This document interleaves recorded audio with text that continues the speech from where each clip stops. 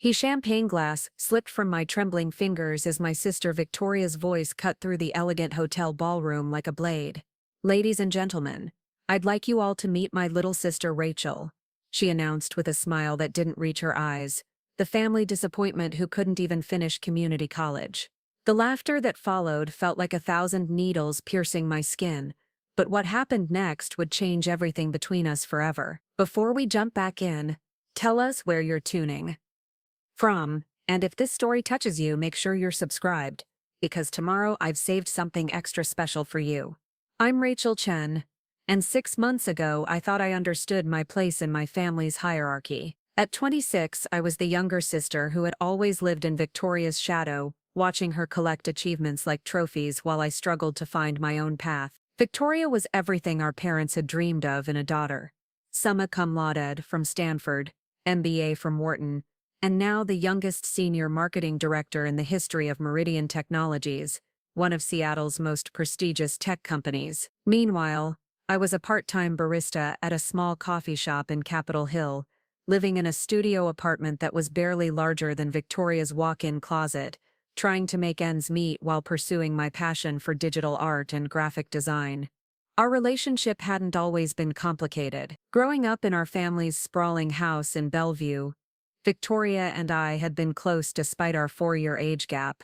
She was the protective older sister who helped me with homework, defended me against middle school bullies, and taught me how to apply makeup before my first high school dance. But somewhere along the way, as Victoria's achievements mounted and my own path became less conventional, a distance had grown between us that I couldn't quite bridge. The shift had started during my sophomore year of college, when I made the decision to drop out of the University of Washington's business program.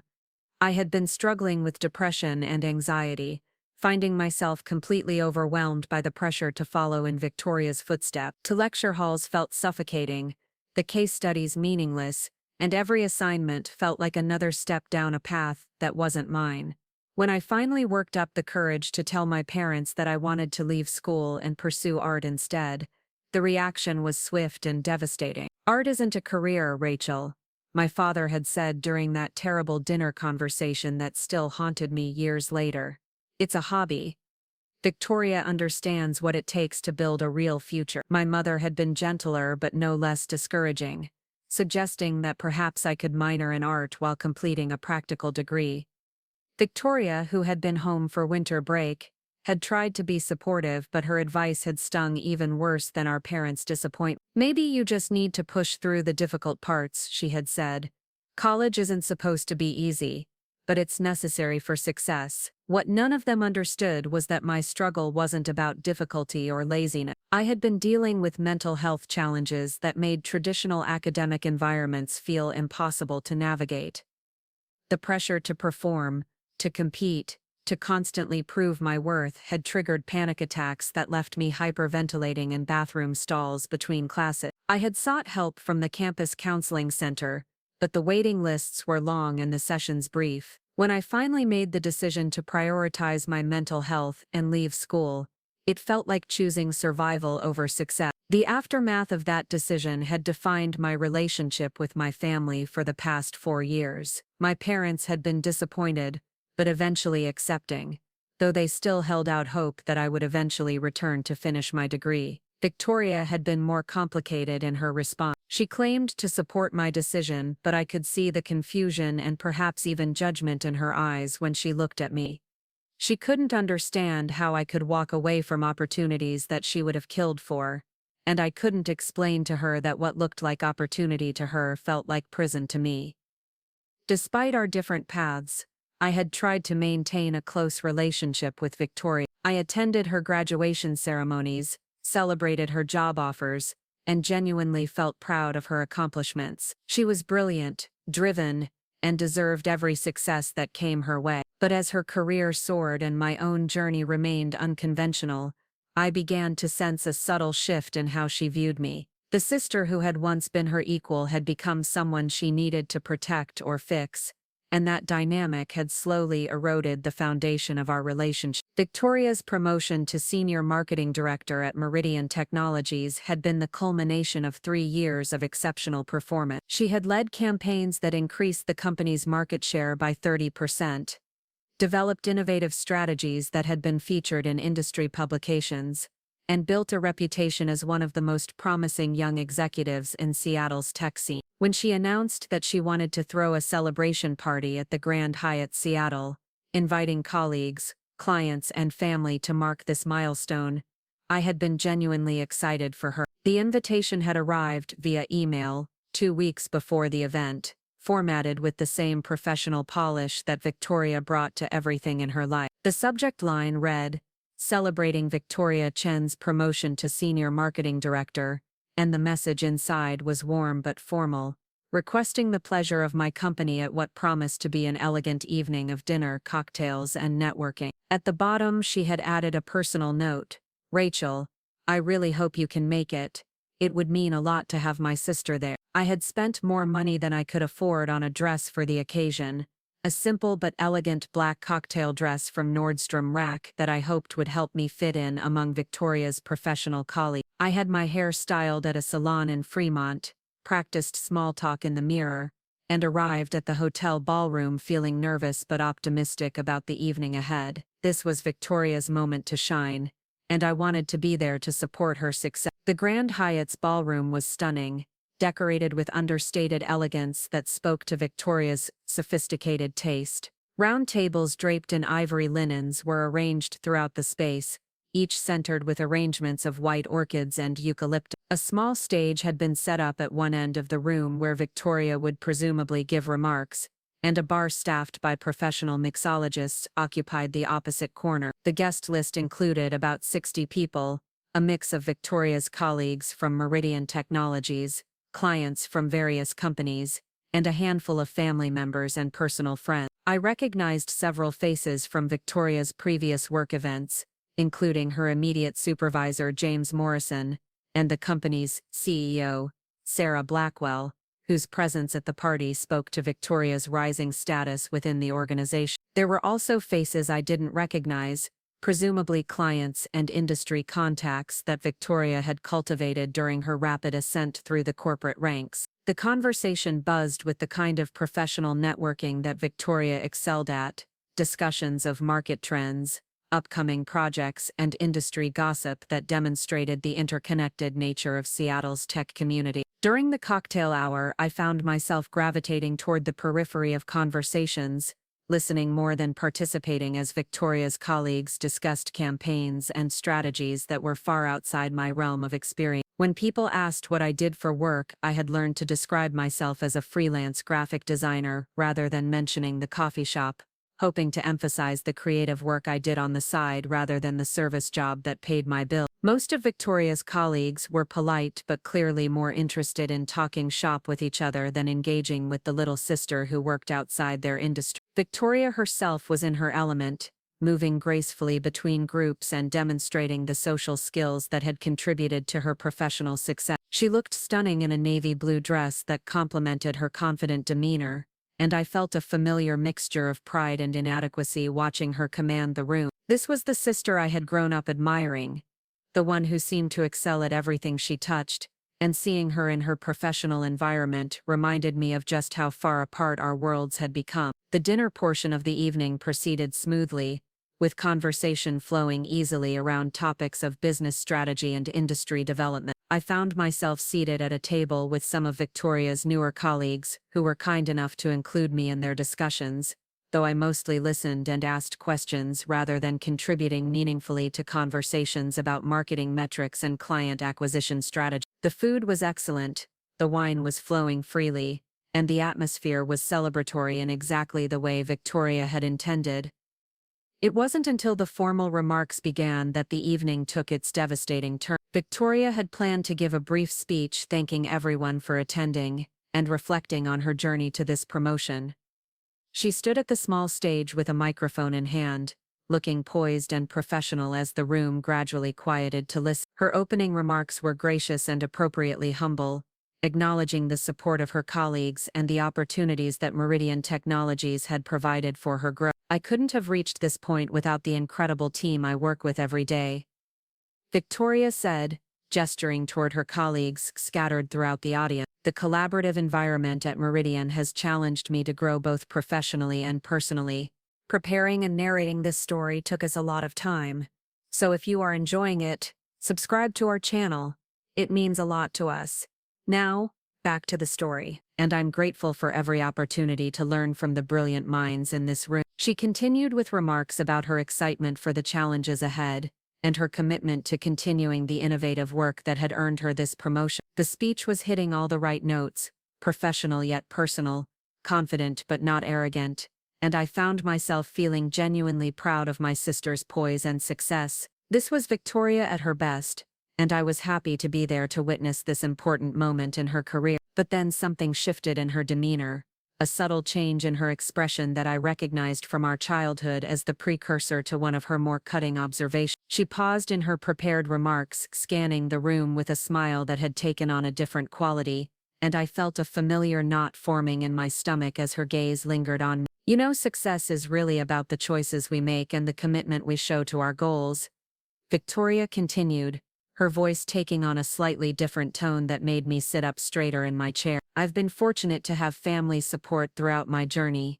even when not everyone in my family has chosen the same path to achievement. The room remained attentive, but I could sense a slight shift in the energy, as if people were picking up on some underlying tension that hadn't been present in the earlier portion of her speech. Victoria's smile had become more pointed, and I realized with growing horror that she was building towards something that would involve me direct. Speaking of family, she said, turning to look directly at me with that same smile that was beginning to feel more like a weapon than an expression of warmth.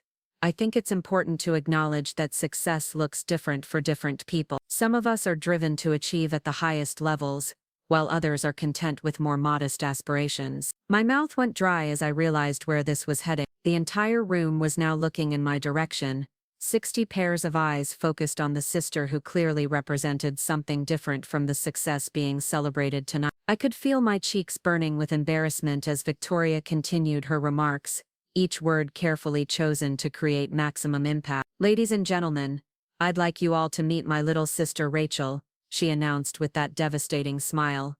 The family disappointment who couldn't even finish community college. The words hit me like a physical blow, stealing the breath from my lungs and sending a wave of humiliation through my entire body. The laughter that followed was immediate and cruel, 60 people who didn't know me or my story joining in what felt like a coordinated attack on my character and work. I sat frozen in my chair, unable to process the fact that my own sister had just publicly humiliated me in front of her entire professional network.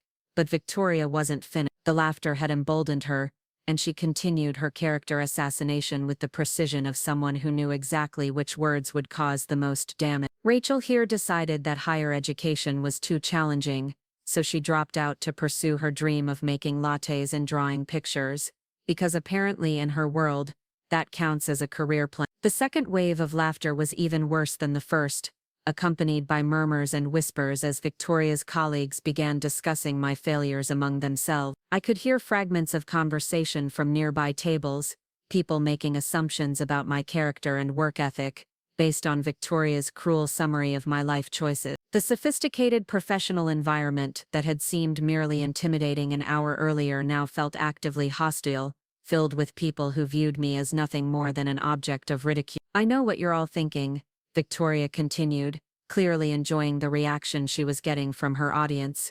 How does someone from a good family with every advantage just give up on their future? Well, some people are built for success and others are built for serving coffee to people who actually achieve things. The casual cruelty of her words was breathtaking. This wasn't just public humiliation. It was a systematic demolition of my character performed by someone who was supposed to love and support me. Victoria was using her moment of triumph to diminish and belittle me, turning her celebration into my degradation for the entertainment of her professional colleague. I wanted to run, to escape the ballroom and never see any of these people again, but my legs felt like lead and my body seemed incapable of movement. I was trapped in this moment of public shame, forced to endure my sister's attack while 60 strangers laughed at my expense. The worst part was the look of satisfaction on Victoria's face as she watched me absorb the impact of her words. This wasn't accidental cruelty born of too much champagne. This was deliberate and calculated humiliation. But hey, Victoria concluded with a theatrical shrug, at least someone in the family has to be the cautionary tale, right?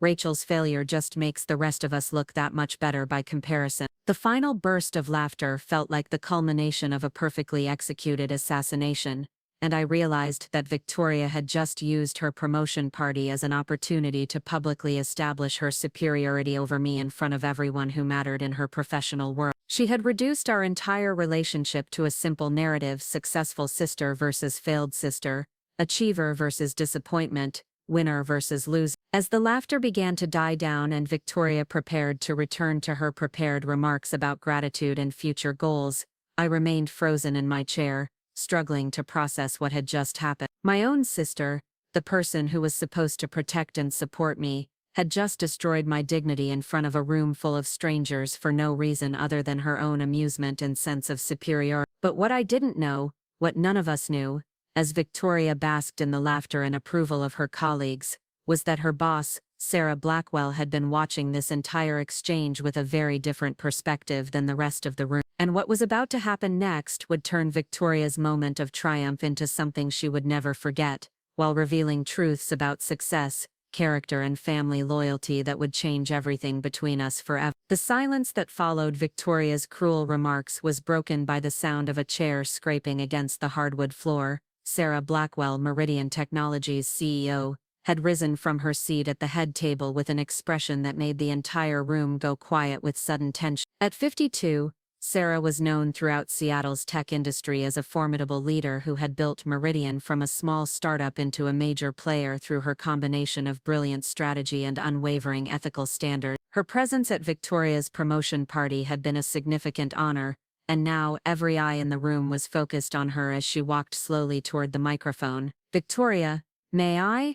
Sarah asked, though her tone suggested it wasn't really a request. Victoria, still flushed with the success of her character assassination, stepped aside with a confident smile, clearly expecting her CEO to add some professional remarks to cap off the evening's entertainment. Sarah took the microphone with the same commanding presence that had made her one of the most respected executives in the Pacific Northwest. She surveyed the room with a steady gaze that seemed to assess each person individually before settling on Victoria with an expression that was difficult to read. "I've been listening to Victoria's remarks about success and family with great interest," Sarah began, her voice carrying easily through the now completely silent ballroom. "And I think there's something important that needs to be said about character, achievement, and what we choose to celebrate." Victoria's confident expression began to falter slightly as she realized that Sarah's tone didn't match the congratulatory mood she had been expecting. The room remained perfectly quiet, sensing that something significant was about to happen but unsure what direction it would take. "Victoria is absolutely right that success is about the choices we make,"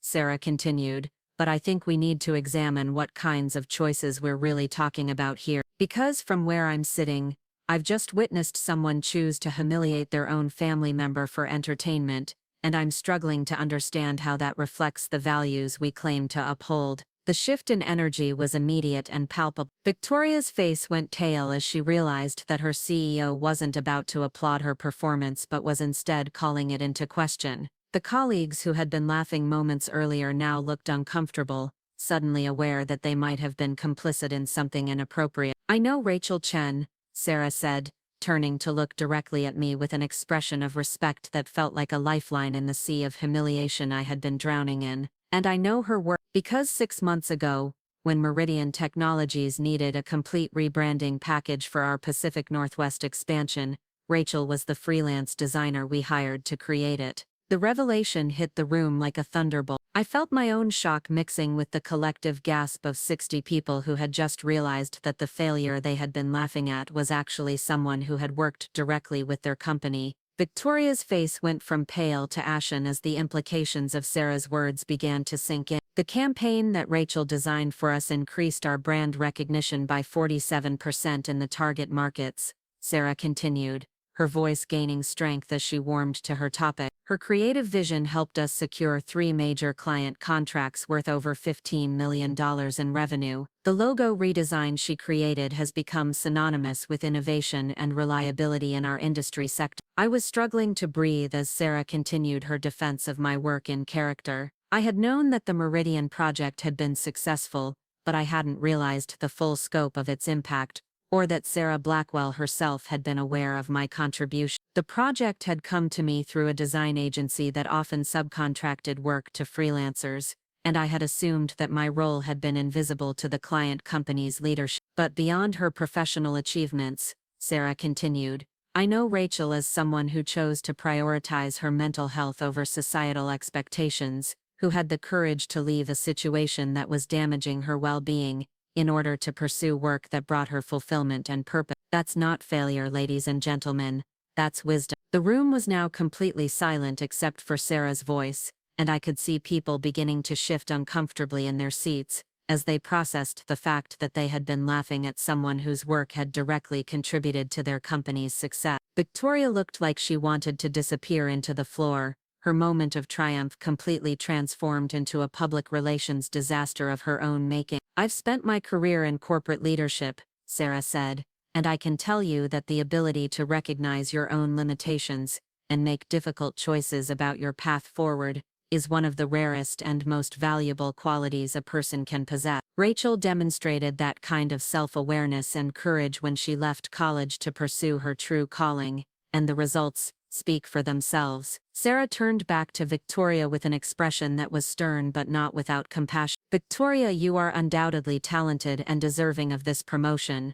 but leadership isn't just about personal achievement. It's about how we treat others, especially those who are vulnerable or different from ourselves. What I witnessed here tonight was not leadership, it was bullying. The word bullying hung in the air like an indictment, and I could see Victoria's colleagues exchanging glances as they realized that their new senior marketing director had just been publicly called out by the CEO for her behavior. The laughter and approval that had greeted Victoria's remarks had been replaced by an uncomfortable silence that suggested everyone was reevaluating what they had just participated in. Success without character is just hollow achievement, Sarah continued, and character is revealed not in how we treat those who can benefit us, but in how we treat those who are different from us, struggling or following unconventional paths. Tonight, Rachel demonstrated more grace under pressure than many executives I know would have shown in similar circumstances. I felt tears beginning to form in my eyes, not from the humiliation I had experienced earlier but from the profound relief of being seen and defended by someone who understood my work. Sarah Blackwell had transformed my moment of deepest shame into something approaching vindication,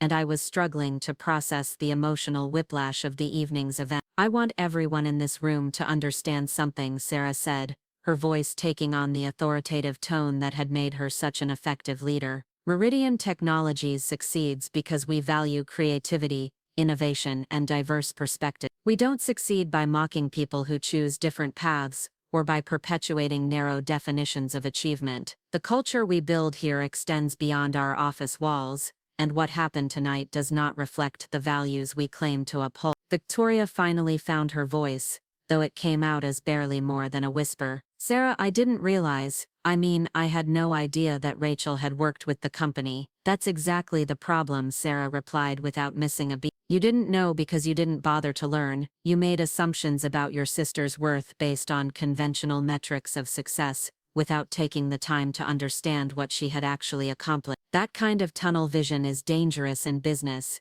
and inexcusable in family relationships. The CEO's words were surgical in their precision, cutting through Victoria's attempted defense and exposing the fundamental flaw in her worldview. She had been so focused on traditional markers of achievement that she had completely missed her own sister's genuine accomplishments, and that blindness had led her to publicly humiliate someone who had actually contributed to her company's success. I think this evening has been educational for all of us, Sarah concluded, scanning the room one final time before returning her attention to Victoria. We've learned something important about the difference between achievement and character, between success and wisdom, and between leadership and self-promotion. I hope everyone will take some time to reflect on these lessons. With that, Sarah handed the microphone back to Victoria and returned to her seat, leaving my sister standing alone on the stage, facing a room full of colleagues who had just witnessed her complete professional humiliation at the hands of her own CEO. The celebration that was supposed to mark Victoria's greatest career triumph had been transformed into a masterclass on leadership and character,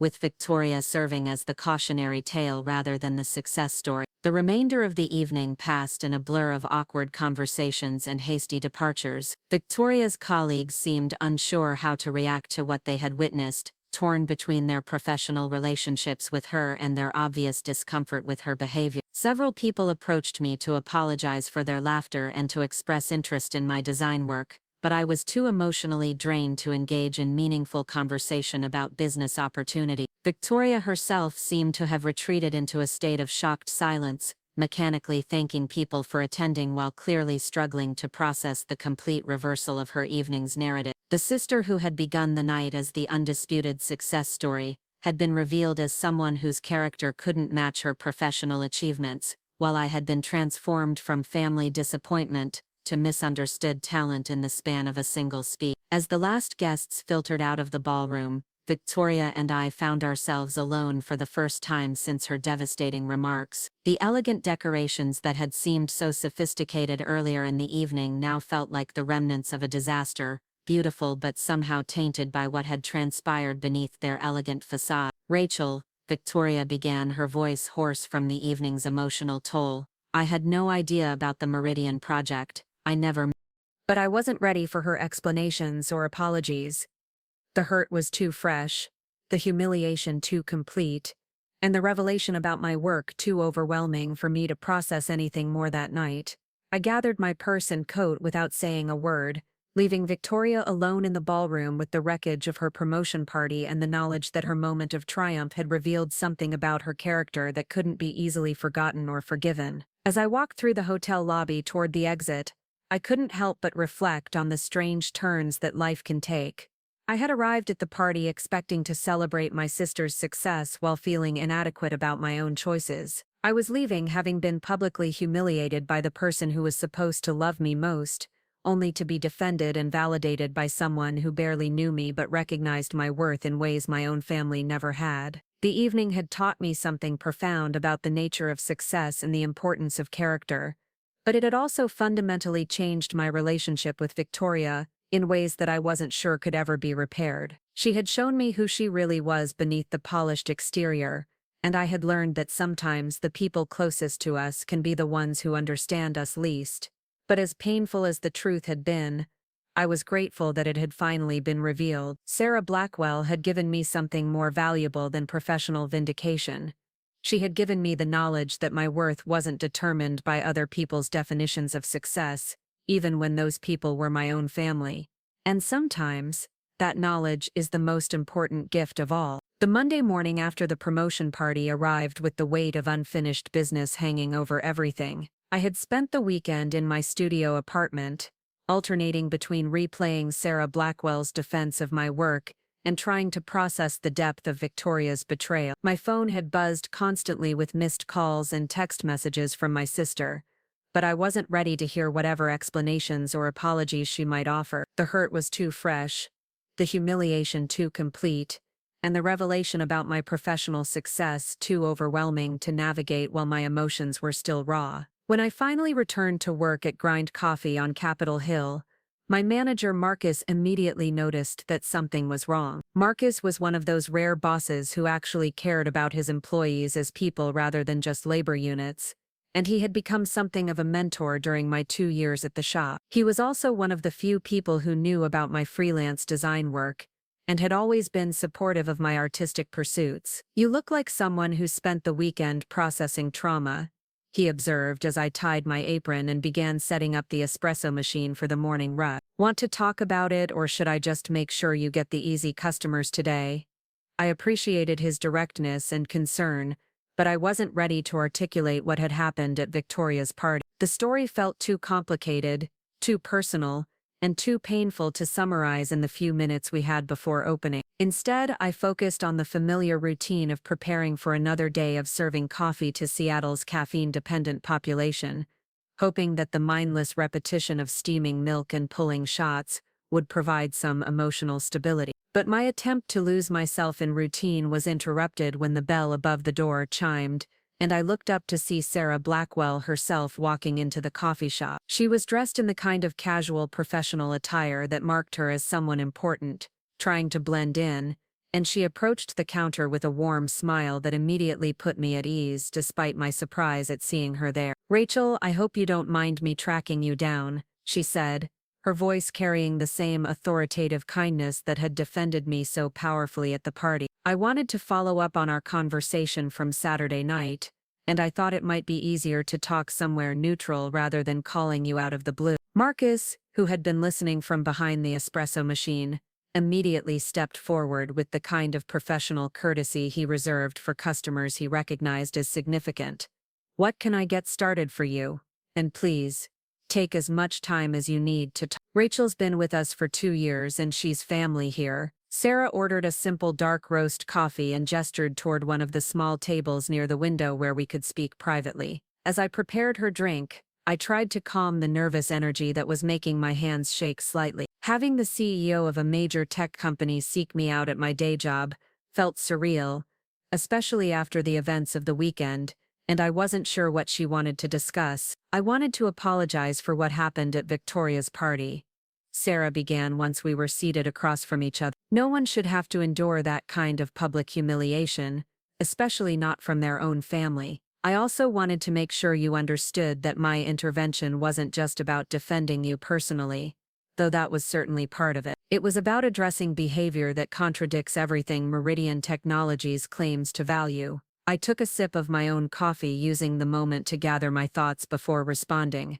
"I appreciate you speaking up for me, but I have to admit I'm still processing everything that happened. I had no idea you even knew about my work for Meridian, let alone that it had been successful." Sarah leaned forward slightly, her expression becoming more focused as she shifted into what I recognized as her executive mode. "That's actually what I wanted to talk to you about. The rebranding project you completed for us was exceptional work, and it's been generating results that exceed our most optimistic projections. The design agency that subcontracted the work to you has been taking credit for your creative vision, but I make it my business to know who actually does the work that drives our success." She pulled out her tablet and showed me a series of metrics and analytics that demonstrated the impact of the branding campaign I had created. The numbers were impressive, showing significant increases in brand recognition, customer engagement, and market penetration across multiple demographic segments. What struck me most was the level of detail in Sarah's analysis and her clear understanding of how design choices translated into business outcomes. "I've been in this industry for over 20 years, Sarah continued, "and I can recognize exceptional talent when I see it. What you created for us wasn't just aesthetically pleasing, it was strategically brilliant. You understood our brand positioning, our target market, and our competitive landscape in ways that most seasoned marketing professionals struggle with." The praise was overwhelming in its specificity and genuine appreciation for my work. Throughout my freelance career, I had grown accustomed to clients who viewed design as a commodity, focusing primarily on cost and turnaround time rather than strategic value. Having someone of Sarah's caliber recognize the business intelligence behind my creative choices felt like validation of everything I had been working toward. "There's something else I need to tell you," Sarah said, her tone becoming more serious. "The design agency that hired you for the Meridian project has been presenting your work as their own creation in client presentations and industry conferences. They've been using your designs to win new business while giving you no credit or additional compensation beyond the original freelance fee." The revelation hit me like a physical blow. I had suspected that agencies sometimes took more credit than they deserved for subcontracted work,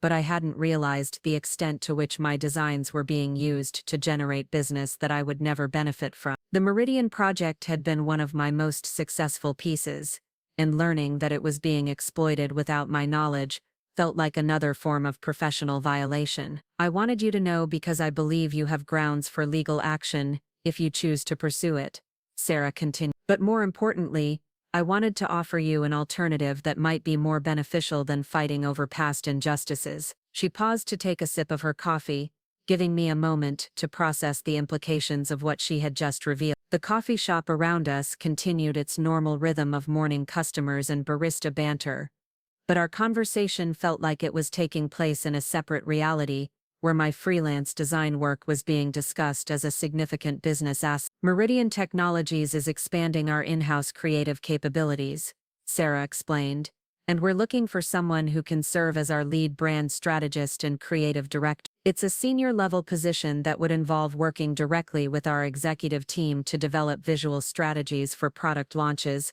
marketing campaigns, and corporate communications. The job offer was so unexpected and significant that I struggled to process it immediately. Throughout my freelance career, I had dreamed of finding a permanent position that would allow me to use my creative skills in a meaningful way, while providing the financial stability I had never experienced. But the idea that such an opportunity would come from the CEO of a major company, offered to me in a coffee shop where I worked as a barista, felt almost too good to be true. The position would come with a salary that reflects the senior nature of the role, Sarah continued, seemingly aware of my need for concrete detail. $120,000 annually, plus benefits, stock options, and a signing bonus that would allow you to transition away from freelance work without financial stress. You'd have your own team, a substantial budget for external contractors and resources, and direct input into strategic decisions that affect the company's market position. The numbers were staggering, representing more money than I had ever imagined earning, and a level of professional responsibility that seemed almost surreal given my current circumstance. Working as a lead creative director for a major tech company would be a dream job for someone with my skills and interests, offering both financial security and creative fulfillment in ways I had never thought possible. I know this is a lot to process, Sarah said, apparently reading the overwhelmed expression on my face, and I want you to understand that this offer is based entirely on your professional qualifications and the quality of your work. What happened with Victoria at the party was inexcusable, but it's not why I'm here. I'm here because Meridian needs someone with your talent and strategic thinking, and I believe you could thrive in an environment that values creativity and innovation. I set down my coffee cup with hands that were now trembling for entirely different reasons than they had been an hour earlier. The conversation had shifted from weekend trauma processing to life-changing career opportunities so quickly that I felt emotionally whiplashed by the rapid changes in my circumstances. Can I ask why you're offering this to me directly instead of going through normal hiring channel? I said, genuinely curious about the unconventional nature of her approach. Sarah smiled with the kind of knowing expression that suggested she had anticipated the question. Because normal hiring channels would have filtered you out long before your portfolio reached my desk. You don't have a college degree, traditional corporate experience, or the kind of resume that gets past most HR screening processes. But I've learned that the best talent often comes from unconventional backgrounds, and I prefer to hire based on demonstrated ability rather than credential checklists. Her explanation made perfect sense, and also highlighted one of the frustrations I had experienced throughout my freelance career. Many potential clients had dismissed my work based on my educational background or lack of corporate experience, never giving me the opportunity to demonstrate what I could actually accomplish. Having someone like Sarah recognize that talent and education weren't synonymous felt like vindication of every unconventional choice I had made. There's one more thing you should know, Sarah said, her expression becoming more serious. This offer will likely create some complications with Victoria's position at the company. She'll be working in the marketing department while you'd be in our creative division, but there would inevitably be some collaboration and overlap. I want to make sure you're comfortable with that dynamic before you make any decision. The mention of Victoria brought all of Saturday night's emotions flooding back, reminding me that accepting this position would mean working for the same company where my sister had just publicly humiliated me. The prospect of seeing her regularly in a professional context, especially one where I would potentially outrank her despite her longer tenure with the company, added a layer of complexity to an already overwhelming decision. I appreciate you bringing that up, I said, trying to sound more composed than I felt. Honestly, I'm not sure how Victoria and I are going to navigate our relationship after what happened at the party. Working for the same company would definitely complicate things further. Sarah nodded with understanding, Family dynamics in professional settings are always challenging. But I want you to know that any decision you make about this position should be based on what's best for your career, not on managing your sister's feelings. Victoria's behavior at the party raised some serious questions about her judgment and leadership potential. While she's technically competent at her job, her willingness to publicly humiliate a family member suggests character issues that could become problematic in a senior role. The implication was clear: Victoria's career trajectory at Meridian might not be as secure as she had assumed, especially after demonstrating such poor judgment in front of the CEO and senior leadership. While Sarah wasn't explicitly threatening Victoria's position, she was making it clear that character mattered as much as competence in her evaluation of employees. I don't want you to think that accepting this position would be some kind of revenge against Victoria, Sarah continued. This is about recognizing and rewarding talent, not about family politics. But I also won't pretend that there isn't a certain poetic justice in offering you an opportunity to succeed based on merit rather than connections or conventional credentials. We talked for another hour about the specifics of the position, the company culture at Meridian, and the kinds of projects I would be working on. Sarah's vision for the creative department was ambitious and exciting, involving everything from product design consultation to brand strategy for new market expansion. The work would be challenging and high pressure, but it would also be exactly the kind of strategic creative thinking that I had always wanted to pursue. When Sarah finally left the coffee shop, she handed me her business card along with a formal offer letter that outlined all the details we had discussed. "Take as much time as you need to think about this," she said, "but don't take too long. Opportunities like this don't come around very often, and I'd hate for you to miss out because you were overthinking the complications." After she left, I sat at the small table for several more minutes, staring at the offer letter and trying to process the magnitude of what had just happened. In the span of 3 days, I had gone from being publicly humiliated as a family failure to being offered a senior executive position at a major tech company. The emotional whiplash was almost too much to handle, but the opportunity was too significant to dismiss. Marcus approached the table as the morning rush began to die down, his expression curious about the conversation he had witnessed from across the coffee shop. "That looked like a pretty intense discussion.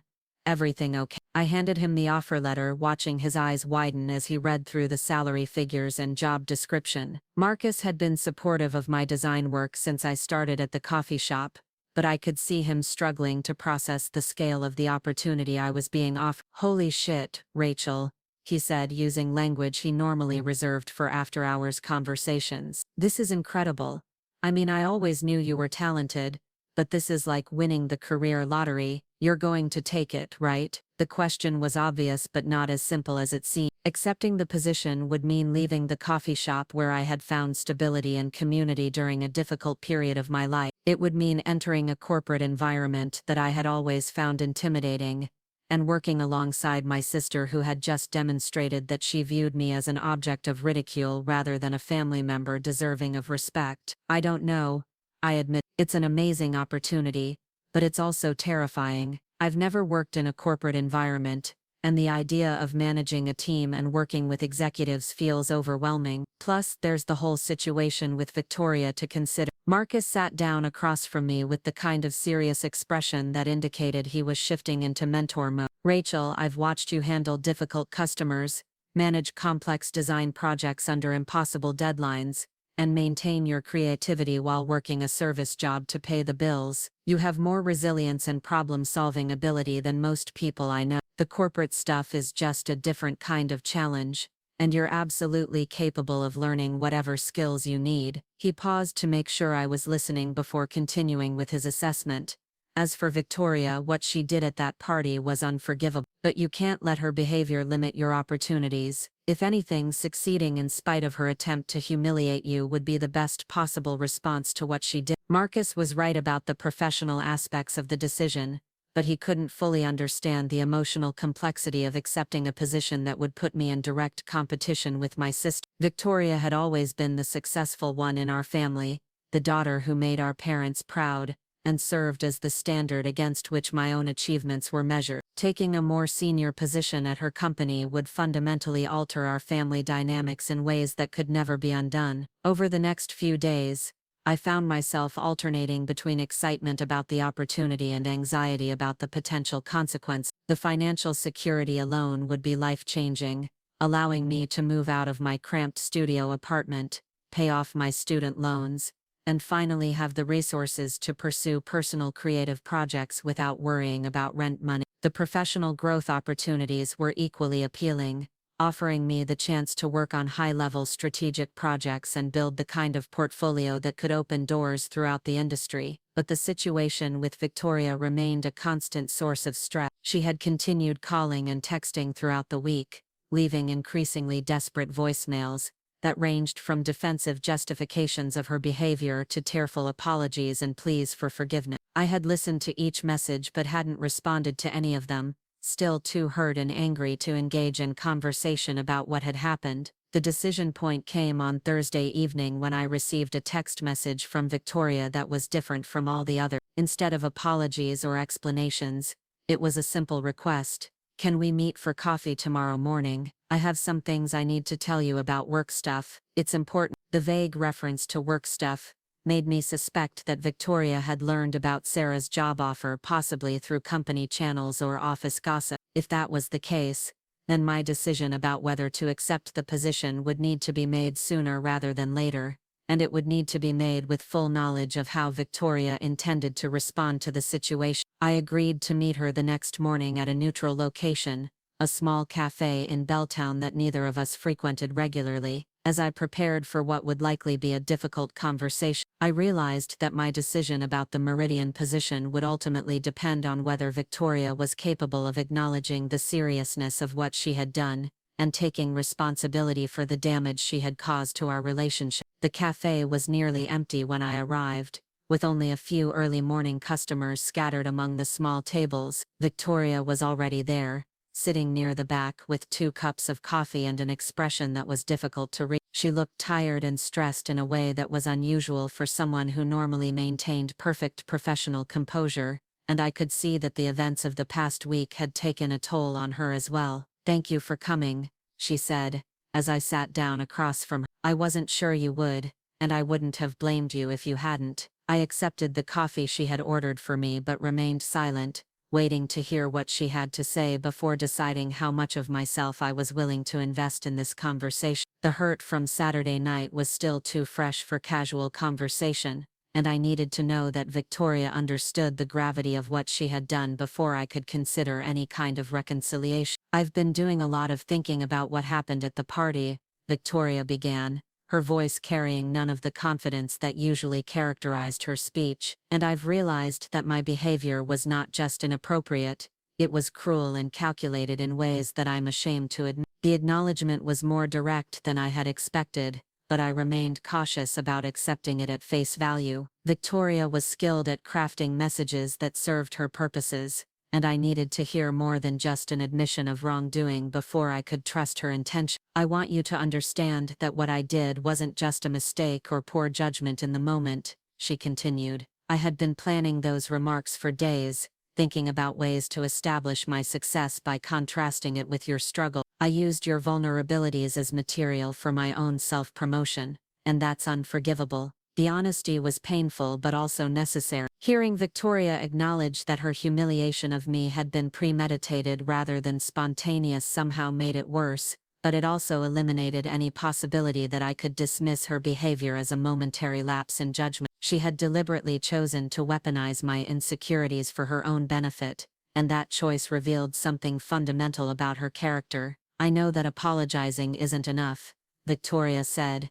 her voice beginning to crack with emotion. "I know that I've damaged our relationship in ways that might not be repairable, but I need you to know that I'm aware of what I did, and why it was wrong, and I'm committed to doing whatever it takes to earn back your trust." I took a sip of my coffee, using the moment to consider how to respond. Victoria's apology seemed genuine, but it was also coming after she had already faced professional consequences for her behavior. Sarah Blackwell's public rebuke had clearly had an impact on Victoria's standing at Meridian, and I suspected that her newfound remorse was motivated at least partially by damage control rather than pure regret. "I appreciate the apology," I said finally, but I need to understand why you felt the need to humiliate me in front of your entire professional network. What was I supposed to accomplish for you? Victoria looked down at her coffee cup, clearly struggling with how to articulate motivations that probably seemed less rational in hindsight than they had in the moment. I think I was feeling insecure about my promotion and trying to prove that I deserved it by showing how much more successful I was than other people in my life. Using you as a contrast was supposed to make me look better by comparison. The explanation was honest but also revealed a level of insecurity and competitiveness that I hadn't fully recognized in my sister before. Victoria had always seemed confident and self-assured, but apparently her need for validation ran deep enough that she was willing to sacrifice family relationships to maintain her image of superiority. "There's something else I need to tell you," Victoria said, her voice dropping to a near whisper. "I know that Sarah offered you the creative director position. Word travels fast in corporate environments, and several people saw her talking to you at the coffee shop." The confirmation of my suspicions was both relief and anxiety-inducing. If Victoria knew about the job offer, then other people at Meridian probably knew as well, which meant that my decision would be scrutinized by people who were already aware of our family drama. The situation was becoming more complicated by the day. "I want you to know that I think you should take the position," Victoria continued, surprising me with her directness. "You're incredibly talented, and you deserve the opportunity to work at that level. The fact that it would mean working alongside me might be awkward, but you shouldn't let that influence your decision." The encouragement seemed genuine, but I wasn't sure whether to trust it given Victoria's track record of pursuing her own interests above family loyalty. She might be encouraging me to take the position because she believed it would help repair our relationship, or she might have calculated that having me as a colleague would be less threatening than having me as an outsider with grievances against the company. "Can I ask you something honest?" I said, looking directly at Victoria for the first time since sitting down. "Do you actually respect my work, or are you just saying what you think I want to hear because you're trying to manage the fallout from Saturday night?" Victoria met my gaze with an expression that was more vulnerable than I had seen from her in years. "I've always respected your work, Rachel. That's actually part of why I was so cruel to you at the party. Seeing you succeed with your art while I was struggling to prove myself in the corporate world made me feel threatened in ways I didn't want to acknowledge." The admission was surprisingly honest and revealed layers of sibling rivalry that I hadn't fully understood before. Victoria's success had always seemed effortless to me, but apparently, she had been feeling pressure and insecurity that she masked with professional confidence and family superiority. "I've been jealous of your creativity and artistic vision since we were kids," Victoria continued. "While I was following rules and meeting expectations, you were creating beautiful things that came from somewhere inside you that I couldn't access. When you left college to pursue art, part of me admired your courage even though I criticized your decision." The conversation was revealing aspects of our relationship that had been hidden beneath years of competitive dynamics and family expectations. Victoria's cruelty at the party had been devastating, but understanding her motivations helped me process the experience in a more nuanced way. She hadn't attacked me because she truly believed I was a failure. She had attacked me because my success threatened her sense of superiority. We talked for another hour about our childhood, our different approaches to career and success, and the ways that family dynamics had shaped our relationship over the years. Victoria's apology began to feel more genuine as she demonstrated real insight into her behavior and its impact on me.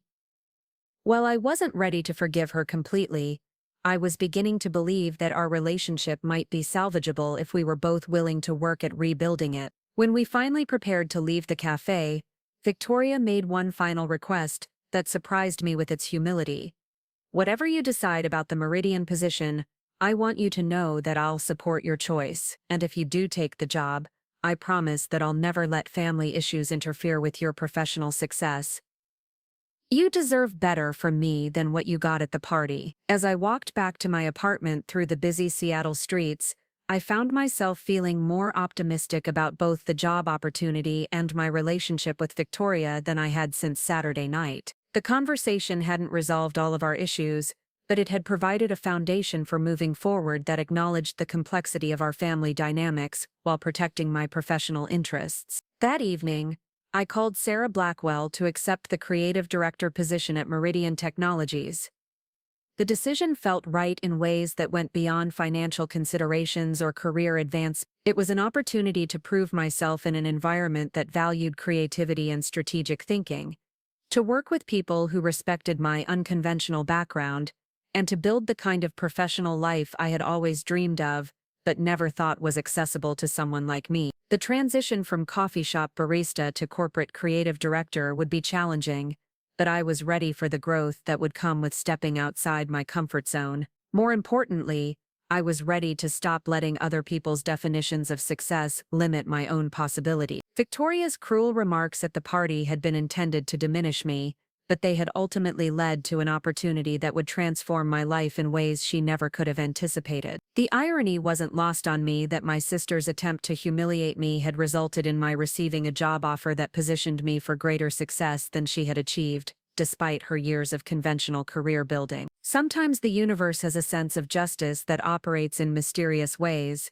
turning our worst moments into catalysts for our greatest opportunities. My first day at Meridian Technologies arrived with the crisp clarity of a Seattle morning in late spring. As I stood outside the sleek glass building in South Lake Union, wearing a new professional wardrobe that still felt foreign on my body, I couldn't help but marvel at how dramatically my life had changed in just 3 weeks. The same building that had once seemed intimidating and inaccessible now represented the beginning of a career I had never dared to imagine possible. The employee orientation process was surprisingly welcoming, with HR representatives who seemed genuinely excited about my unconventional background and the fresh perspective I would bring to the creative team. Sarah Blackwell had clearly prepared the ground for my arrival, ensuring that my lack of traditional corporate experience would be viewed as an asset rather than a liability. The onboarding materials emphasized Meridian's commitment to innovation and creative thinking, values that aligned perfectly with my artistic sensibilities and strategic mindset. My new office was located on the 15th floor,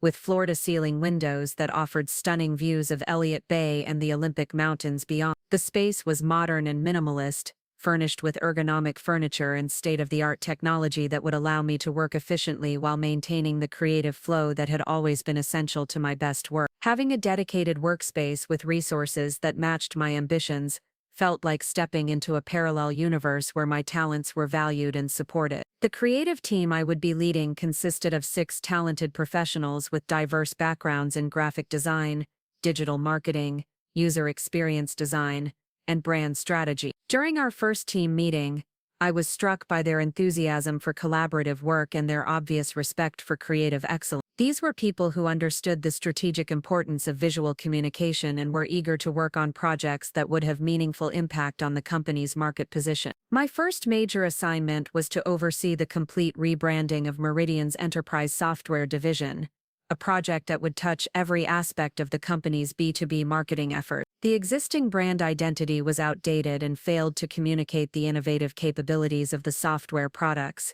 resulting in missed opportunities with potential clients who made assumptions based on visual presentation. The project would require close collaboration with the marketing department, which meant working directly with Victoria's team for the first time since accepting the position. The initial collaboration meetings were professionally cordial but emotionally charged in ways that only the two of us could fully appreciate. Victoria maintained perfect professional behavior, contributing valuable insights about client preferences and market positioning, while carefully avoiding any reference to our personal relationship or recent family drama. Her colleagues seemed unaware of our connection, treating me with the respect due to a senior creative director while Victoria navigated the complex dynamics of working with her sister in a professional context. Despite the underlying tension, Victoria's marketing expertise proved invaluable to the rebranding project. She had deep knowledge of client pain points and competitive landscape factors that informed my creative decisions in meaningful ways. Her ability to translate creative concepts into business language helped me communicate design rationales to executives who might otherwise have questioned unconventional approaches. Working together professionally was revealing positive aspects of Victoria's character that had been overshadowed by her cruel behavior at the promotion party. The rebranding project progressed smoothly over the first month, with regular presentations to senior leadership that demonstrated the strategic thinking behind our creative choices. Sarah Blackwell was particularly engaged with the work, asking insightful questions and providing feedback that pushed us to consider broader implications of our design decision. Her involvement sent a clear message throughout the organization that the creative department's work was valued at the highest levels of corporate leadership. The breakthrough moment came during a client presentation to Cascade Financial, a major regional bank that was considering Meridian's enterprise software solutions for their digital transformation initiative. The presentation was crucial for the company's Q3 revenue targets, and the entire executive team was invested in securing the contract. Victoria had coordinated the marketing strategy while I had developed the visual presentation materials that would communicate our capabilities to the bank's decision-maker. The presentation began with Victoria delivering a polished overview of Meridian's market position and competitive advantages, followed by detailed demonstrations of the software's capability. When she transitioned to the rebranding materials I had created, the shift in energy was immediately apparent. The new visual identity communicated professionalism, innovation, and reliability in ways that resonated powerfully with the banking executives who valued both cutting-edge technology and conservative business practice. The client questions that followed focused heavily on the strategic thinking behind the brand positioning, with particular interest in how the visual identity would translate across different client-facing materials and digital platforms. I found myself leading detailed discussions about user experience design, color psychology, and the neuroscience of visual perception in ways that demonstrated the depth of research and analysis underlying our creative choice. The banking executives were clearly impressed by the level of strategic sophistication behind what they had initially assumed would be superficial design work. When Cascade Financial's CEO announced at the end of the meeting that they were prepared to move forward with a 3-year contract worth $8 million, the room erupted in celebration that felt genuinely shared between Victoria's marketing team and my creative department. For the first time since I had started at Meridian, our collaboration felt like authentic partnership rather than careful professional courtesy masking family tension. The success of the Cascade Financial presentation established my reputation within Meridian as someone who could deliver results that exceeded expectations while building productive relationships across departmental boundaries. Sarah Blackwell personally congratulated me on the strategic thinking that had impressed the banking executives, noting that the creative department's contribution had been essential to securing the contract. More importantly, the project had demonstrated that Victoria and I could work together effectively despite our personal history. The professional success was gratifying, but it was the gradual improvement in my relationship with Victoria that felt most meaningful. Our forced collaboration had created opportunities for positive interactions that slowly rebuilt trust and mutual respect. She began seeking my input on creative aspects of her marketing campaigns, while I learned to appreciate her insights about client psychology and business strategy. We were discovering that our different strengths could complement each other in ways that benefited both our careers. The turning point in our personal relationship came during a late evening at the office, when we were both working on a complex proposal for a potential client in the aerospace industry. The project required tight coordination between marketing strategy and creative execution, and we had been collaborating intensively for several days to meet an aggressive deadline. As we reviewed the final presentation materials around midnight, Victoria suddenly stopped working and looked at me with an expression of genuine vulnerability. "Rachel, I need to tell you something that I should have said weeks ago," she began, her voice carrying none of the professional polish that usually characterized her workplace communication. "Watching you succeed here, seeing how much the team respects your work and how naturally you've adapted to corporate leadership, has made me realize how completely wrong I was about everything." I set down the presentation materials and gave her my full attention, sensing that she was about to share something important that went beyond her previous apology. The office was quiet, except for the hum of computers and the distant sound of traffic from the streets below, creating an intimate atmosphere that encouraged honest conversation. "At the promotion party, I told everyone that you were a failure who couldn't finish college and had no real career prospects," Victoria continued. "But the truth is that you've accomplished something I never could. You identified what you were passionate about, you had the courage to pursue it despite family pressure and financial challenges, and you built skills that are genuinely valuable in ways I never understood." The acknowledgement was more comprehensive than her previous apologies, but it was the next part of her statement that truly surprised me. "I've been thinking about my own career lately, about whether I'm actually happy with the path I chose, or whether I just followed expectations because it seemed safer than taking risks. Watching you thrive in an environment that values creativity and independent thinking has made me question whether I've been as successful as I thought I was. Victoria's confession revealed insecurities and doubts that she had never shared with me before. Despite her impressive professional achievements, she was struggling with questions about fulfillment and authenticity that I had grappled with when I left college. Her conventional success had come at the cost of exploring her own creative interests and natural talents,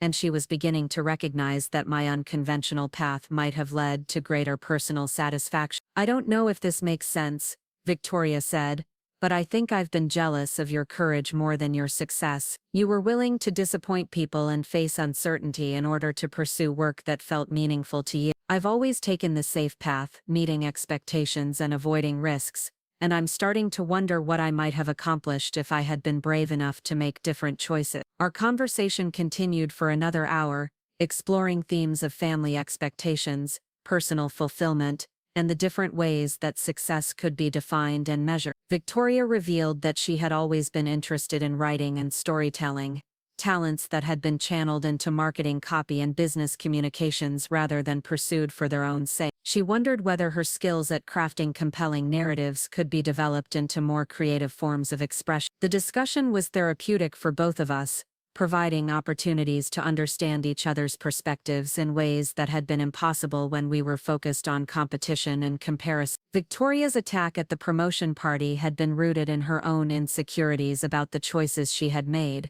while my resentment had been fueled by feeling misunderstood and undervalued by someone whose opinion mattered to me. Working through these underlying issues created space for rebuilding our relationship on a foundation of mutual respect and understanding. The positive momentum in our personal relationship was accelerated by another professional success that demonstrated the value of our collaboration. Meridian had been invited to compete for a major contract with Evergreen Health Systems, a regional healthcare network that was modernizing their patient engagement platform. The project would require sophisticated integration of marketing strategy, user experience design, and brand identity development, making it an ideal showcase for interdepartmental collaboration. Victoria and I proposed a joint approach that would leverage both teams' expertise while streamlining the client communication process. Rather than presenting separate marketing and creative components, we would develop an integrated strategy that demonstrated how visual identity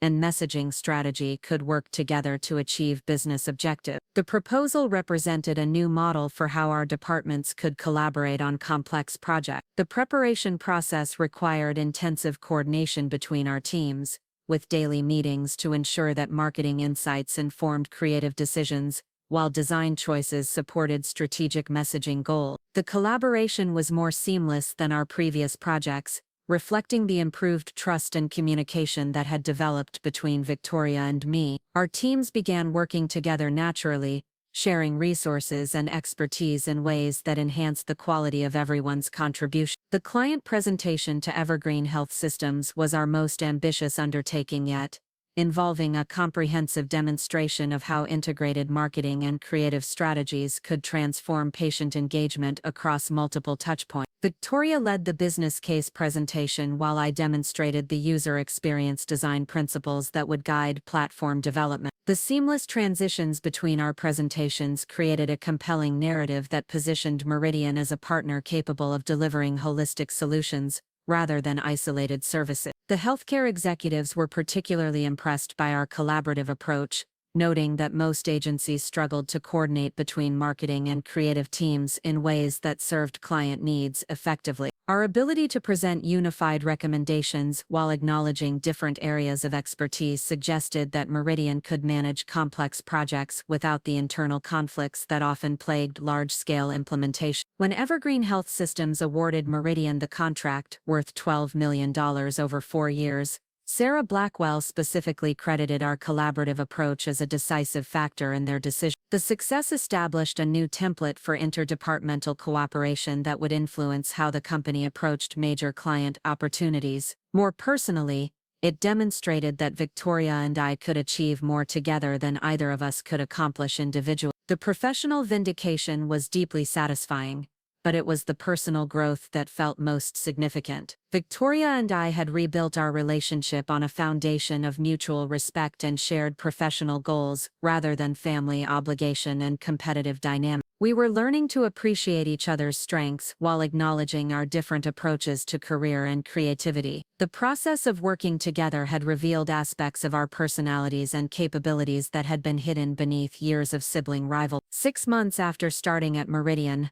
I received an invitation that would have seemed impossible during my coffee shop day. The Seattle Design Association had nominated me for their Rising Professional Award, recognizing young creative leaders who had made significant contributions to the regional design community. The nomination was based on my work at Meridian as well as the broader impact of my designs on local business success and brand development. The awards ceremony was held at the Seattle Art Museum, with an audience of several hundred design professionals, business leaders, and creative industry representatives. Victoria attended as my guest, a role reversal that felt symbolically significant given her previous status as the family's primary professional achiever. Having her there to celebrate my recognition felt like completing a circle that had been broken by years of misunderstanding and competition. When my name was announced as the award recipient, the standing ovation from the design community felt like validation of every unconventional choice I had made throughout my career. The recognition wasn't just about professional achievement.